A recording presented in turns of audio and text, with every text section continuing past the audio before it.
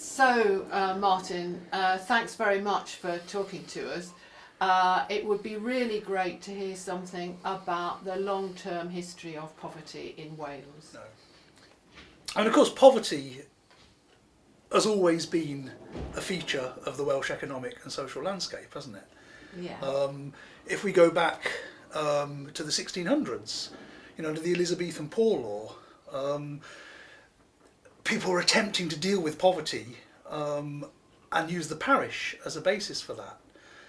In the early 19th century, in 1834, that system was reorganised under the so-called Poor Law Amendment Act, the New Poor Law, much hated New Poor Law, as industrialisation, the displacement of people from rural situations into urban situations, economic change created more poverty and put more pressure on the poor rates. Well, was there a big movement of population? Yeah, during the 19th century, the historian John Davis said that during the 19th century, Wales was very much like an egg timer, turned upside down. The population from the rural mid and north of Wales kind of flowed southwards into the South Wales coalfield as the South Wales coalfield was developed in the early 19th century. Yeah. So you've got big population movements within Wales and also from outside Wales, places like Gloucestershire, Herefordshire, rural populations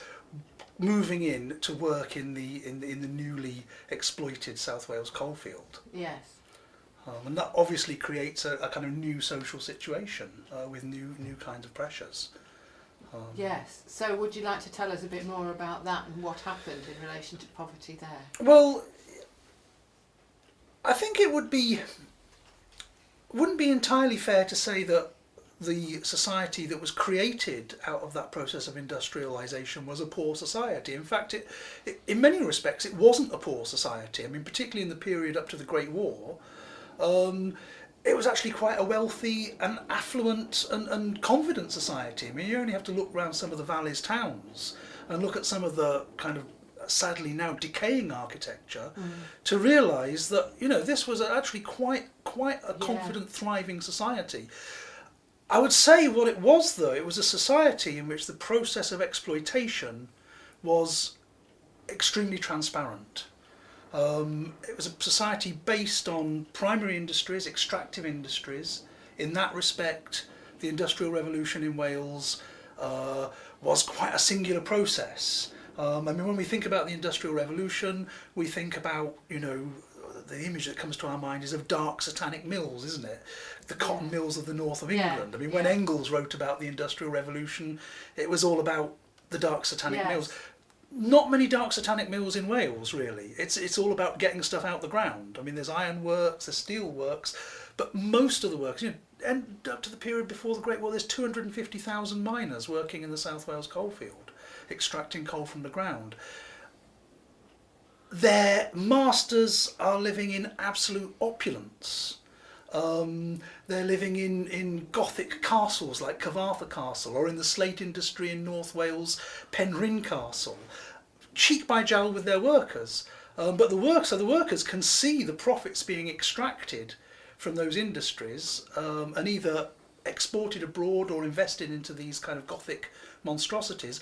Well, they're very much paying the price. I mean, they may have been reasonably well off in terms of the money going into their pockets, but certainly in terms of living conditions, environmental degradation, the experience of industrialisation. I mean, it comes back to kind of what's your definition of poverty, doesn't it? And I mean, there's an experiential poverty. I mean, the 19th century in Wales is punctuated by mining disaster after mining disaster after mining disaster.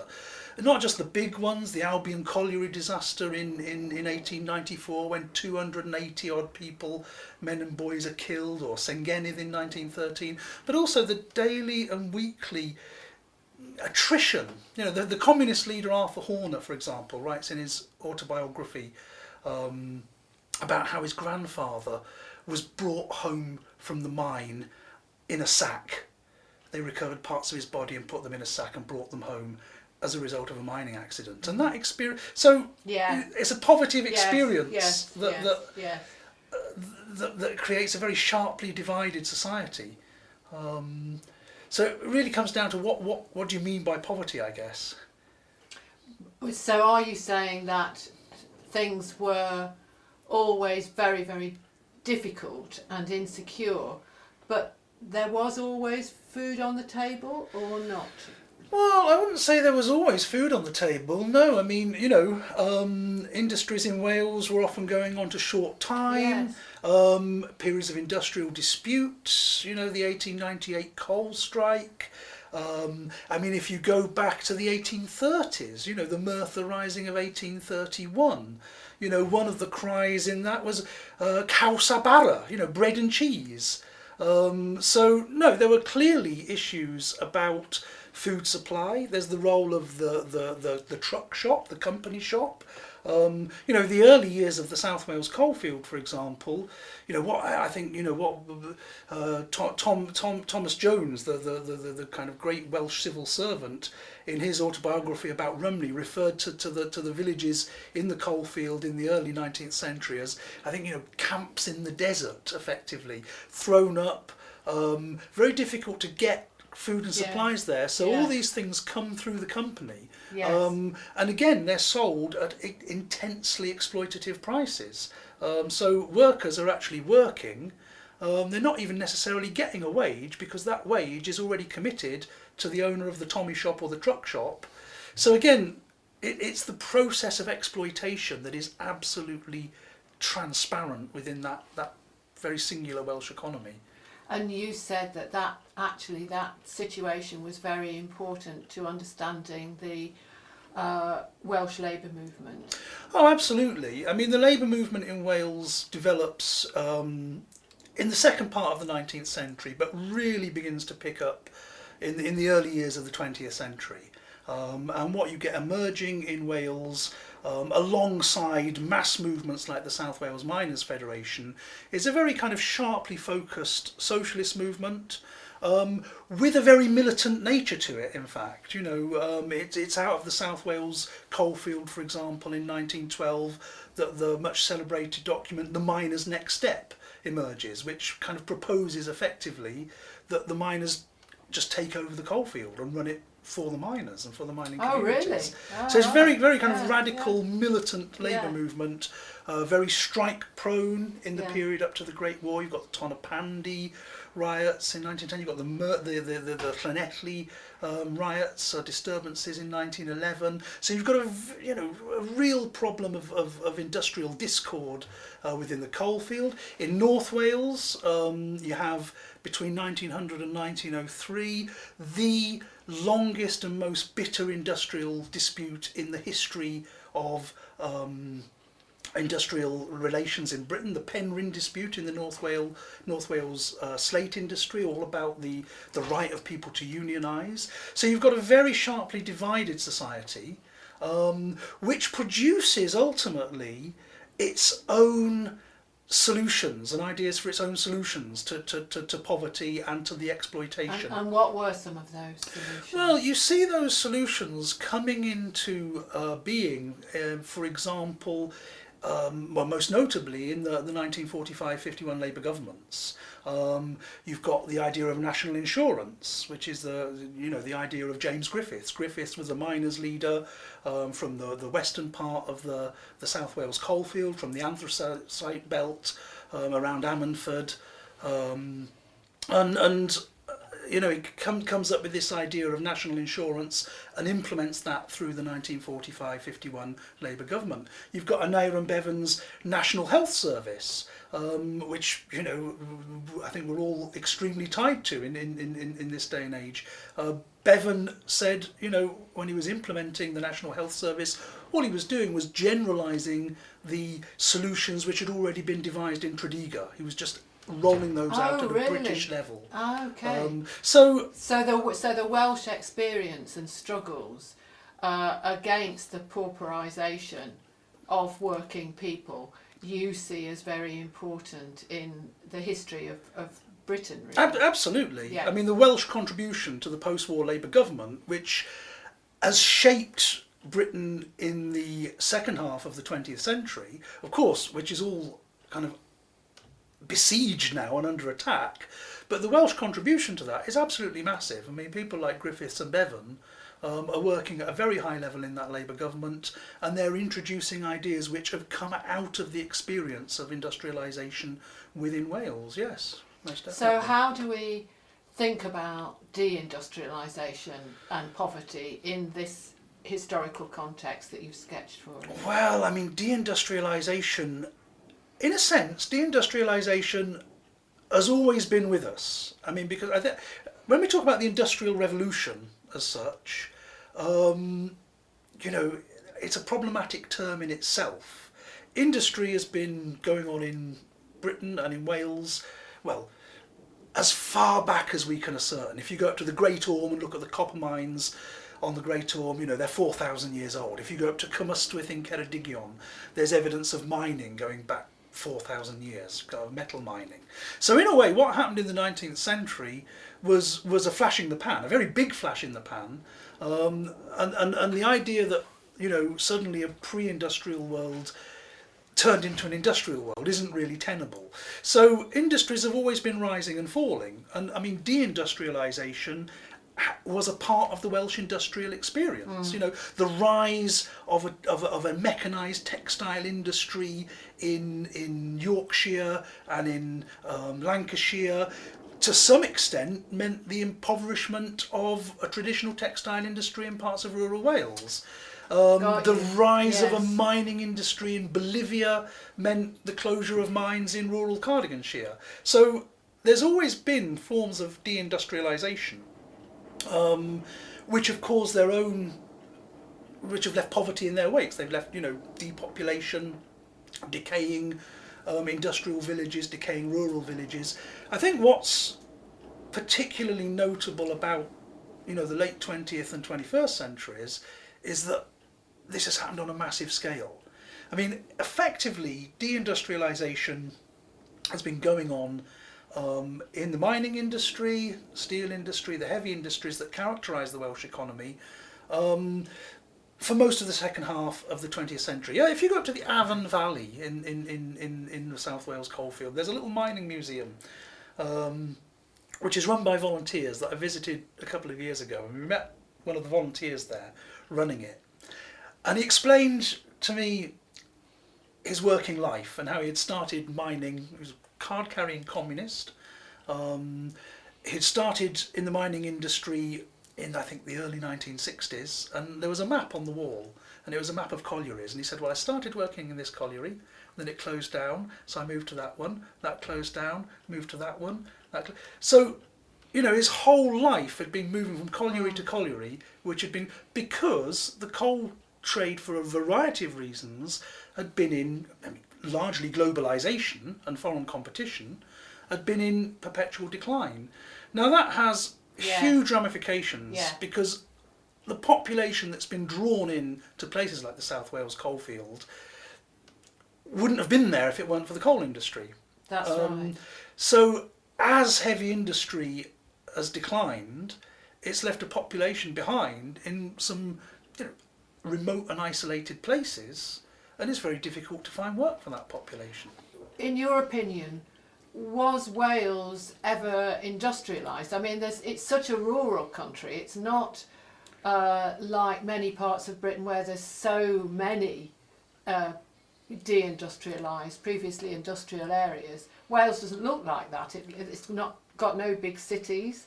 So can you tell us something about that and about rural poverty? Well, it's an interesting question. I mean, yeah, because, you know, to the outsider, Wales is a country of mountains, it's a country of coasts, fields, it's a profoundly rural place.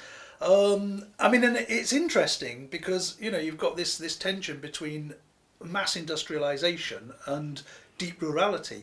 The great economic historian John Williams, L.J. Williams, could actually ask the question in a famous essay, was Wales industrialised? Which sounds like, you know, when you look around the South Wales coalfield, sounds like an absurd question because Wales was one of the most industrialised parts of Britain. But judged on kind of a lot of the objective statistical measurements that we would usually apply to make judgments about industrialisation, the conclusion he came to was that, well, actually, it's difficult, but yes, Wales was industrialised, but we can't actually statistically prove that. And I think what you've got in Wales is a kind of continuum between, and when you're asking about rural poverty, what is urban and what is rural? Where's the boundary line between the two things? I mean, much of industry in Wales happens in a rural setting. The textile industry in southern Cardiganshire is in a deeply rural setting. The lead mining industry, for example, if you go up to Cwmystwyth, there's a fascinating little part of that valley up in North Cardiganshire. The whole valley is kind of defaced despoiled by mining. It's kind of grey, but it's in this amazing mountain landscape. And if you go up on the hill and look over, you'll see all the mining spoil and stuff that's been dug out of the ground. And in it, you'll see a little space where there are gardens hatcheted out, and they're gardens that were worked by the miners. And so what you had there were miners that were paid according to what they called the bargain. They were paid on a kind of piece rate basis that they negotiated, but when it didn't pay them to mine, they were into animal husbandry, and so they had one foot in a rural world and one foot in an industrial world. So it's very difficult to say, is there rural poverty? Is there industrial? Are they two different things? I'm not, for much of Wales, I'm not sure that they are. Of course, there's the whole question of the land, which is a major theme within Welsh radicalism throughout the 19th century. I mean, some of the kind of most interesting Welsh radical voices, people like Evan Pan Jones in the 1880s, formed this organisation, Cymdeithas y Ddaear i'r Bobl, the Society of the Land for the People, because in his analysis and in the analysis of many of his contemporaries, the root of exploitation and the root of poverty is the fact that the land has been dispossessed, the people have been dispossessed. They had the land taken from them. By the English, or? Well, that's a very interesting question. I mean, I'd hesitate to say that. To some extent, I would say by a landed aristocracy that aren't necessarily English. Many of them are Welsh and they live among their own people, but certainly during the 18th and into the 19th century, they've become anglicised. They've become part of a kind of British homogenous aristocracy. So, Cardiff docks, Cardiff is a rural place in the early 19th century.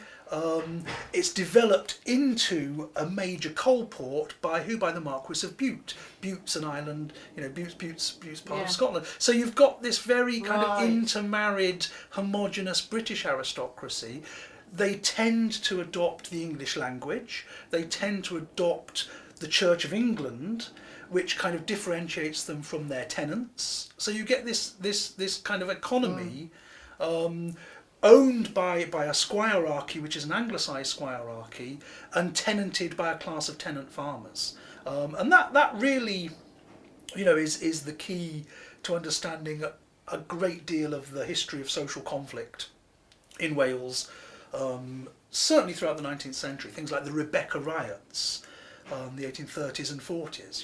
These are flashpoints over the imposition of, ostensibly about the imposition of tolls on roads which stop them moving lime around the countryside, actually about a much, much bigger pile of social grievances rooted in the dispossession of the people. And therefore the ability of people to feed themselves off the land, is that an issue? Well, absolutely that's an issue. I mean, you've got this concept of proletarianisation, which again, I think we have to be a bit careful about these kind of catch-all concepts, but the idea that, because of this process of dispossession from the land, people have nothing left to sell but their labour. Yeah. They can't actually use the land because the land is in the possession of a landlord class. Now, I'm not sure necessarily that there was ever a golden age when people, or if there was, it was a very, very long time ago when people did have access to the land to use it as they wished. But certainly by the 19th century, social change is making some of these tensions very, very acute, really. Yes. So, you have a proletarian class that has nothing to sell but their labour. Yes. Hence that movement yes. into the industrial areas. That's very helpful, Martin, because I think that actually helps us to put the whole of Wales into context, the importance of the land, the extractive industries, but also the landowners and people's ability to look after themselves and their communities through farming and food and so forth. Absolutely. I mean, it's no coincidence that the major issue within Welsh radicalism throughout the 19th century is the land issue. I mean, this is where people like Lloyd George come from, Tom Ellis, the great 19th century liberal voices, and it's a key feature in early 20th century socialism. I mean, interestingly, it slips from the agenda. In 1918, land nationalisation was part of the Labour Party constitution. In the interwar period, largely I think as a result of the decline of the great estates, the death taxes and so on, the great estates are kind of broken up, sold off. You've got organisations like the Forestry Commission moving in. You've got tenants buying the land. It becomes much less of an issue. However, I would say actually that it's never truly gone away. No. The land issue, it's excuse the pun, but it's at the base of everything. It's at the root of everything we do. And so, if we're thinking about poverty now and the place of Wales in the UK, is there anything that you think it's important to say about the current situation? Well, what we have to realise is that people suffering poverty in places like, post-industrial South Wales, or for that matter, post-industrial North Wales, are not suffering poverty because of any inherent deficiency in their ability to work. They're suffering poverty because they're at the end of a process that's been going on for 200 years. Yeah. So you have to understand the bigger picture. Wales has been very successful, I think, at dealing with the issues raised by industrialisation in terms of ameliorating exploitation, ameliorating poverty. It's done that within a British context, but, that heavy industry was one of the glues, I think, that held Britain together. Aneurin Bevan, a great Welshman, named like Aneurin Bevan, on the first page of his major work, says, as a young miner, I decided to seek the source of power, and that source of power is the British state. So he thought very much, in place of fear, he thought very much within a British context. He was also quite kind of scathing about Welsh particularism, and he was noted for saying, well, what's the difference between a Westmoreland sheep and a Welsh sheep? In other words, what he's really saying is, look, a steel worker or a miner in Wales is the same as a steel worker or a miner in Scotland or in Yorkshire. Yeah. But those bonds have been dissolved with the dissolution of that industry. Yes. And that means that actually it raises the question, which I don't think we've even begun to address as a society, about, how can we specifically address poverty within a regional or national context now that that social and economic glue has been dissolved. Yeah. So that's the challenge I think that faces us today. Thank you, Martin. That's brilliant. Thank you so much You're for welcome. sharing that with us.